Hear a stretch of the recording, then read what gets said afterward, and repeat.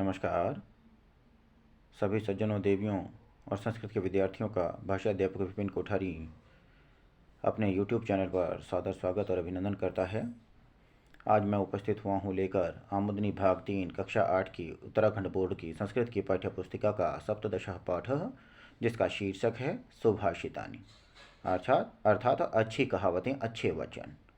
भाषित का अर्थ है कहा हुआ और सु का मतलब अच्छा, अर्थात अच्छे वचन, सुंदर वचन। तो आज हम इस पाठ का अभ्यास और अनुवाद दोनों ही सीखने जा रहे हैं। और आरंभ करने से पूर्व अपने सभी सब्सक्राइबर्स का और वीडियोस को लाइक करने वाले सभी दर्शकों का धन्यवाद, आभार व्यक्त करता हूं। आरंभ करते हैं। पहले हम इसका उच्चारण देखते हैं। महाजनस्य संसर्गः कस्यनोन्नतिकारकः पद्मपत्रस्थितं तोयं धत्ते मुक्ताफलश्रियं धनधान्यप्रयोगेषु विद्यायाः संग्रहेषु च आहारे व्यवहार्ये च त्यक्तलज्जः सुखी भवेत् एकेनापि सुवृक्षेण पुष्पितेन सुगन्धिना वासितं तद्वनं सर्वं सुपुत्रेण कुलं यथा गुणाः गुणज्ञे सुगुणाः भवन्ति ते निर्गुणं प्राप्य भवन्ति दोषाः सुस्वादुतोयाः प्रभवन्ति नद्यः समुद्रमासाद्य भवन्त्यपेयाः साहित्यसङ्गीतकलाविहीनः साक्षात् पशुः पुच्छविषाणहीनः तृणां न खादन्नपि जीवमानः तद्भागदेयं परमं पशूनां। तो इस तरीके से तो प्यारे बच्चों हम इनको पढ़ेंगे। और अब हम इसका हिंदी अनुवाद देखते हैं। इसका हिंदी में अर्थ क्या है। महाजनस्य अर्थात महान व्यक्ति का, संसर्गः साथ या संपर्क, कस्य न उन्नति कारक किसकी उन्नति करने वाला नहीं होता। अर्थात ये पूछ रहा है कि किसकी उन्नति करने वाला नहीं होता, अर्थात सबकी उन्नति करने वाला होता है। यथा उदाहरण भी दिया है फिर कि पद्म पत्र स्थितम तोयम धत्ते मुक्ता फलश्रियम। जिस प्रकार पद्म के पत्र पर अर्थात कमल के पत्ते पर स्थितम तोयम स्थित जल धत्ते मुक्ता फलश्रियम, धत्ते धारण करता है, मुक्ता फलश्रियम मोती की शोभा को। अर्थात जिस प्रकार आपने अरबी का पत्ता देखा होगा, अरबी के पत्ते पर अगर पानी की बूंद होती है तो वो इधर उधर ढुलकती रहती है, यानी उसको गीला नहीं कर पाती है, उसके ऊपर ही मोती की भांति ढुलकती रहती है, चमकते हुए मोती की तरह प्रतीत होती है। तो उसी प्रकार उसी का उदाहरण देते हुए कहते हैं कि महान व्यक्ति का साथ या उसका संपर्क, उसकी संगति किसकी उन्नति करने वाली नहीं होती, अर्थात सबकी उन्नति करने वाली होती है। उसी प्रकार जैसे कि कमल के पत्ते पर गिरी हुई पड़ी हुई पानी की बूंद मोती की शोभा को धारण करती है, मोती की सुंदरता को धारण करती है। धन धान्य के प्रयोग में और विद्या के संग्रह में, अर्थात धन धान्य का प्रयोग, धन का और धान्य का प्रयोग करने में और विद्या को एकत्र करने में, उसको अर्जित करने में। आहारे व्यवहारे च, आहार में अर्थात भोजन में और व्यवहार में, लेन देन में। त्यक्त लज्जः सुखी भवेत्, लज्जा को छोड़कर सुखी होना चाहिए, अर्थात लज्जा को छोड़ देना चाहिए, इन कार्यों में शर्म को छोड़ देना चाहिए। एक तो धन धान्य का प्रयोग करने में, दूसरा विद्या का संग्रह करने में। अर्थात ये नहीं सोचना चाहिए कि अब मैं इतना बड़ा हो चुका हूँ तो अब इस छोटे से बच्चे से ये चीज़ सीखूंगा। हम किसी से भी कुछ भी सीख सकते हैं, जो भी जिस किसी से भी हमें कुछ भी ज्ञान प्राप्त हो सकता है, हमें उसे प्राप्त करना चाहिए। उसमें संकोच, शर्म नहीं करनी चाहिए, लज्जा नहीं दिखानी चाहिए। उसी प्रकार भोजन में भी और उसी प्रकार व्यवहार या लेन देन में भी। आगे बढ़ते हैं। कहते हैं एकेन अपि सुपुत्रेण, एकेन अपि सुवृक्षेण, एक ही अच्छे वृक्ष से, यानी एक अच्छे वृक्ष से भी। और कैसा अच्छा वृक्ष है वो? पुष्पितेन सुगंधिना, फूलों से भरा हुआ है और सुगंध से युक्त है। ठीक है, अर्थात फूलों से भरे हुए सुगंध से युक्त एक अच्छे वृक्ष से भी वासितम तदवनम सर्वम, पूरा वन सुवासित हो जाता है, सुगंधित हो जाता है। उसी प्रकार जैसे सुपुत्रेण कुलम, जिस प्रकार एक अच्छे पुत्र के उत्पन्न होने से कुल सुशोभित हो जाता है। यहाँ पर पुत्र से ये मत सोचिएगा, पुत्रियाँ अपने लिए हीन भावना न रखें।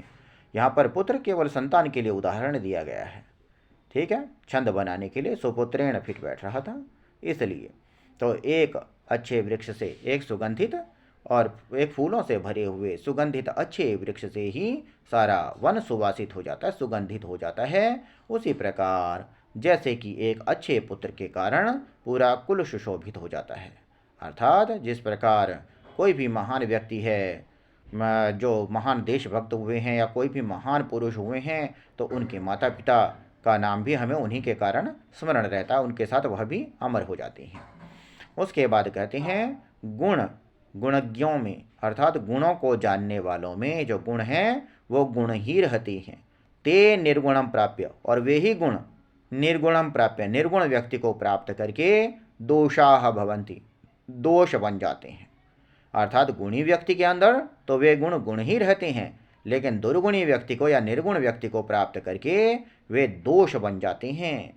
उदाहरण देते हैं उसी प्रकार जैसे कि सुस्वादुतोयाः प्रभवन्ति नद्यः, जिस प्रकार नदियाँ स्वादिष्ट जल को लेकर निकलती हैं, उत्पन्न होती हैं।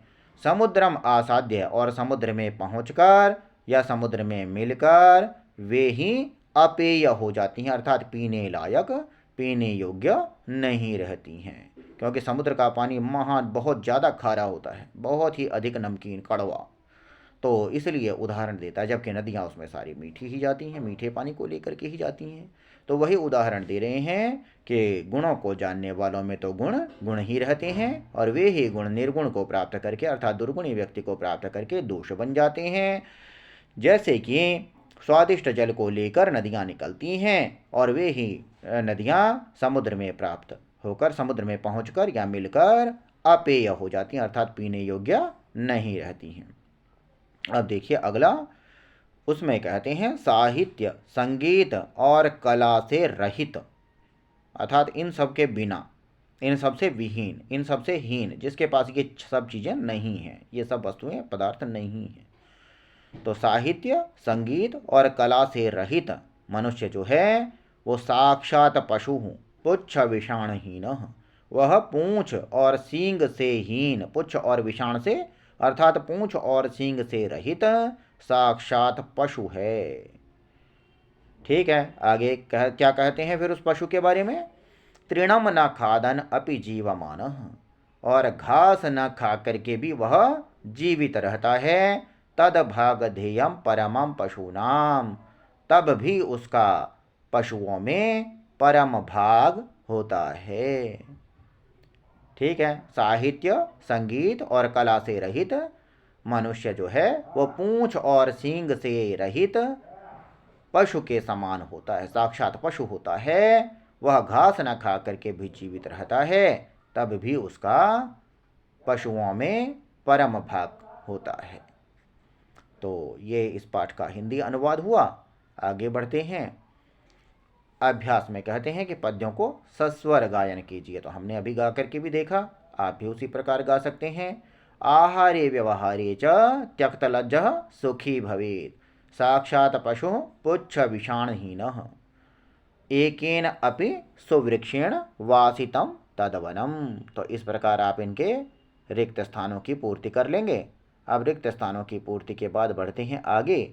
आगे कहते हैं श्लोकों के अंशों को जिस प्रकार योग्य हो वैसा मिलाइए।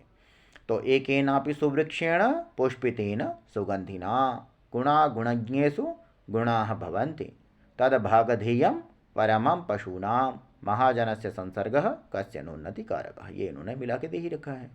उसके बाद कर्तृपद अर्थात कर्ता और क्रियापद को चुन करके इसमें लिखना है। तो हम कक्षाओं में इन बातों को समझ चुके हैं कि किसी भी कार्य का करना या होना जिस शब्द के द्वारा पाया जाता है, यानी जिस शब्द के द्वारा किसी भी कार्य के करने या होने का बोध होता है, उसे हम क्रियापद कहते हैं। और उस क्रियापद को जो करने वाला है, ठीक है, जो भी उस कार्य को करने वाला व्यक्ति है या कोई भी व्यक्ति या पशु जो भी है, तो वही जो है कर्ता माना जाता है। तो गुणज्ञेषु गुणाः भवन्ति, तो गुणाः कर्ता हो गया और भवन्ति क्रिया हो गई। दोषाः कर्ता हो गया, भवन्ति क्रिया हो गई। अपेयाः कर्ता हो गया और भवन्ति क्रिया हो गई। उसके बाद विलोम पद लिखने हैं। गुणाः अवगुणाः, सुखी दुखी, उन्नति अवनति, सुपुत्रेण कुपुत्रेण। इस प्रकार आप विलोम शब्दों को लिख डालेंगे। अब देखिए आगे कि पेटी में से शब्दों को चुनकर 5 वाक्यों को लिखिए। तो 5 वाक्यों को कैसे लिखेंगे आप? ये सब इन्होंने यहाँ दे रखे हैं। संसर्गः हसन्ति कस्य खादति साधूनां पशुः पुण्यदायकः नद्याः भवति प्रभवन्ति ते जनाः घासम। और इनमें से शब्दों को चुनना है। जैसे इन्होंने यहाँ दिया है कि पशु घासम खादति, पशु जो है वो घास खाता है, ठीक है, जबकि इसमें घासम है भी नहीं, तब भी इन्होंने हाँ घासम अंत में लिखा है भाई। तो पशु घास खाता है, ठीक है। तो साधूनाम संसर्गः पुण्यदायकः, ये हमारा दूसरा बन जाएगा कि साधुओं का संसर्ग जो है वो पुण्यदायक होता है, ठीक है। उसके बाद एक वाक्य बन जाएगा नद्याः प्रभवन्ति, नदी निकलती हैं या उत्पन्न होती हैं। ते जनाः हसन्ति, वे लोग हंसते हैं, ये अगला हो जाएगा, ठीक है। तो इस प्रकार से आप इसको बना सकते हैं। उसके बाद आगे देखिए, कहता है चित्रों को देखकर श्लोकों को लिखिए। तो महाजनस्य संसर्गः वाला श्लोक इसमें आ जाएगा। और उसके बाद चित्र क्या है? एकेनापि सुवृक्षेण वाला चित्र है ये, क्योंकि एक अच्छा सा वृक्ष इसमें दिखाई दे रहा है। और उसके बाद क्या है? नदी और समुद्र दिखाई दे रहे हैं, तो इसमें गुणः गुणज्ञेषु वाला बन जाएगा। तो इस प्रकार यह पाठ यहीं पूर्ण होता है। आशा है आपको समझ आया होगा। और किसी प्रकार की शंका के समाधान के लिए आप वीडियो देखने के उपरांत कमेंट कर सकते हैं, पूछ सकते हैं, मुझसे प्रश्न पूछ सकते हैं। तो इसी के साथ वीडियो को देखने के लिए आपका हार्दिक आभार। नमस्कार।